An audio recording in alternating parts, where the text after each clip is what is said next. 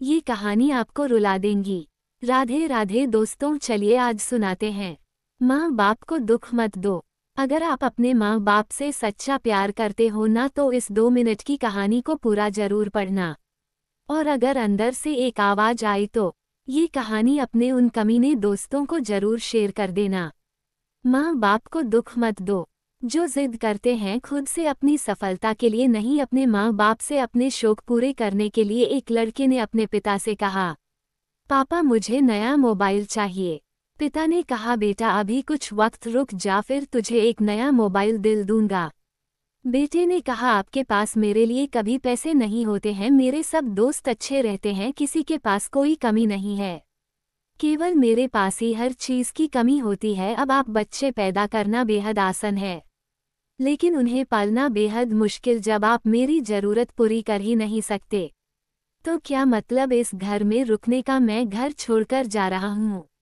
बेटा रुक जा, मेरी बात तो सुन, हम तुझे दिल देंगे। माता और पिता ने बेटे को रोकने और समझने की काफी कोशिश की, लेकिन वो नहीं रुक। गुस्से में उसने बैग पैक किया और घर से निकाल पड़ा। लेकिन घर से निकलते वक्त गलती से उसने अपने पिता की डायरी अपने बैग में डाल ली। पिता की आदत थी कि वो हमेशा डायरी लिखा करते थे और उनकी डायरी को छूने की परमिशन किसी को भी नहीं थी। लड़का घर से काफी दूर आ गया और थक कर बैठ गया। जब उसने वो डायरी देखा तो उसने सोचा, आखिर मिल ही गया खजाना। आज पता चल जाएगा कि मेरे पिताजी ने कहाँ कहाँ दौलत छुपा रखी है और उन्हें किन किन लोगों से पैसे लेने हैं। और सरा का सरा लेखा झुका, आज मुझे मिल जाएगा। बेटे को लगा इस डायरी में पिताजी की सारी लेन देन का हिसाब होगा। जैसे ही लड़के ने उस डायरी को पढ़ना शुरू किया, उसकी आंखों से आंसू बहाने लगे। डायरी की शुरुआती पन्नों में बेटे को जो बाइक दिलाई थी उसका हिसाब लिखा था, जिसकी ईएमआई पिताजी अभी तक चुका रहे थे। दूसरे पन्नों में उसके कॉलेज की फीस और एडमिशन का कर्ज लिखा था कि इन लोगों को इतने पैसे वापस देने हैं। और सबसे आखिरी पन्ने पर लिखा था कि बेटे को अब मोबाइल दिलाना है, उसके लिए मुझे कौन कौन उधार दे सकता है, उन सभी लोगों के नाम लिखे हुए थे। बेटे ने जैसे ही सब पढ़ा वो पागलों की तरह रोने लगा और रोते रोते दौड़ता भगता घर आया। जैसे ही उसने घर आकर देखा तो उसके माता पिता एक कोने में बैठकर रो रहे थे। बेटा अपने पिता के पैरों में गिरकर रोने लगा कि पिताजी मुझे माफ कर दो। पिता ने कहा, बेटा तू मत रो, तुझे मोबाइल मिल जाएगा।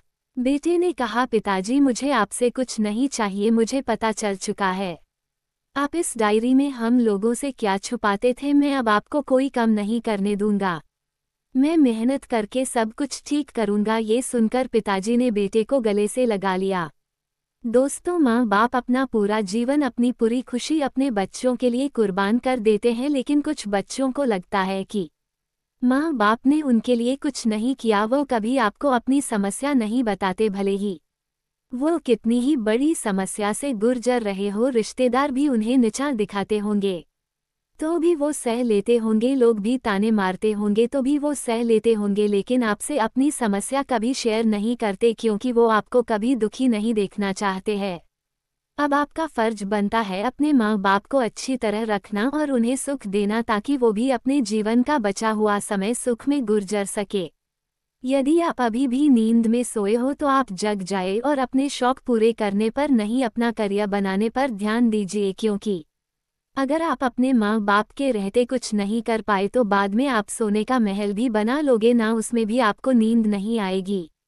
अपने जीवन में कुछ बेहतर कर लीजिए ताकि आपके माता पिता को उम्र होने के बाद भी काम ना करना पड़े। अगर कहानी अच्छी लगी तो इसे सभी के साथ शेयर कीजिए और अगर अभी तक लाइक नहीं किए हैं तो जरूर कीजिए। आप लोगों को अंग्रेजी वीडियो पसंद आए तो प्लीज़ चैनल को सब्सक्राइब करें, लाइक करें, शेयर करें और कमेंट में यह जरूर बताएं कहानी आपको कैसी लगी। राधे राधे। धन्यवाद।